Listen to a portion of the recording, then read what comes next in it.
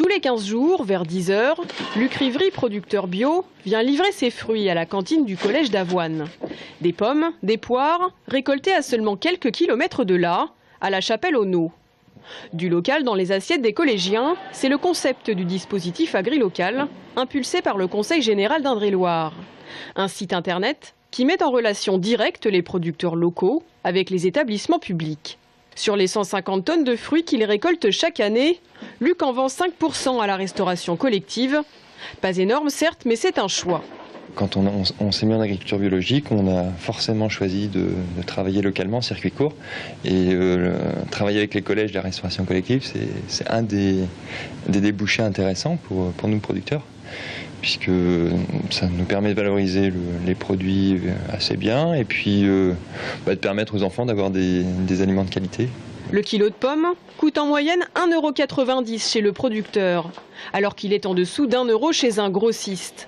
L'idée est donc de commencer petit, car les contraintes budgétaires des collèges entrent en ligne de compte. Au collège Henri Becquerel d'Avoine, c'est 20% du budget cantine qui passe dans les produits locaux. Le tarif du repas de 3,16 €, lui, n'a pas augmenté. C'est qu'effectivement, peut-être à l'achat, au prix au kilo, il est peut-être un peu plus élevé, mais c'est un produit qui se conserve bien dans les frigos, qui ne se perd pas. Alors après, comme on fait nos propres compotes, forcément, on y trouve un gain de ce côté-là, puisque c'est plus des boîtes achetées à un prix assez conséquent. Car ici, on privilégie le fait maison. Et dans les cuisines et les assiettes, la différence est bien là. La pomme a plus de goût. Et quand vous prenez une pomme industrielle, déjà elle est plus petite en calibre et il y a beaucoup d'eau.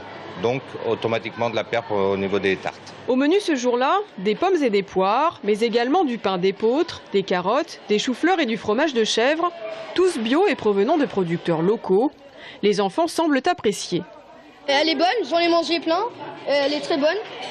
C'est bon, c'est sain, ça vient des produits, c'est sain. À ce jour, près de 50 producteurs et artisans d'Indre-et-Loire se sont inscrits dans cette démarche, dont 30% en agriculture biologique. 8 collèges publics se sont portés volontaires et le dispositif devrait se généraliser à l'ensemble des 54 collèges du département d'ici le début de l'année 2015.